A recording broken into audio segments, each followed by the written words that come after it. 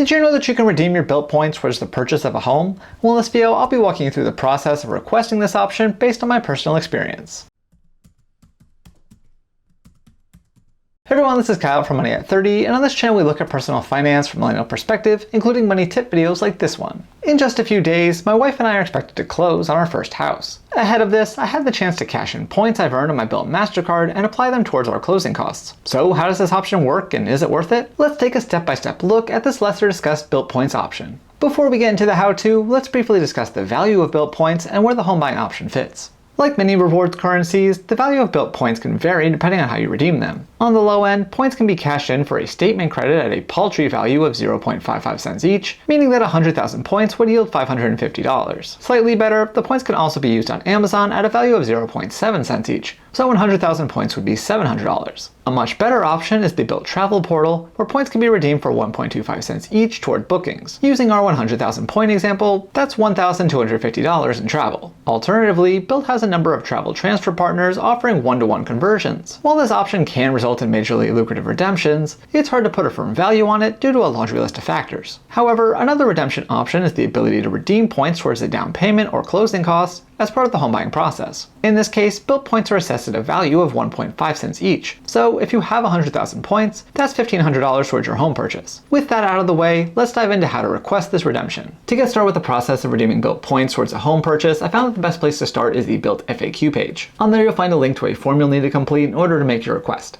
So here's the form, and it's pretty simple. You'll start by entering your name and the email address your Bilt account is associated with. Next, you'll need to provide some sort of proof that you are indeed buying a home. Specifically, they list documents such as a sales contract, loan estimate, or closing disclosure. Personally, I sent a loan estimate originally, but just for context, here's what a closing disclosure looks like. Whatever you choose, you can just upload that to the form pretty easily, and if you don't have any of these documents available, Bilt says that you can contact them and hopefully you'll be able to find a solution together. Assuming you do have an eligible document to upload, the next step is to select whether you want to cash in all of your points or specify a certain number. I didn't have a ton of points to begin with, so I just elected to do all of mine, but when you select the other option, you'll be able to enter how many points you want to use. After that, you're all set to submit the application, and Bilt does say it can take up to 5 business days to hear back. But in my case, it was actually the very next day that I received this email, which looks like a check and essentially is. As you can see, my 39,752 Bilt Points resulted in a payout of $596.28. With this check, you do have a couple of options. One is that you can print it out like a check and use multiple deposit or whatever else to deposit into your account. Alternatively, you can use direct deposit and transfer your funds. In this case, you can link your destination account using Plaid,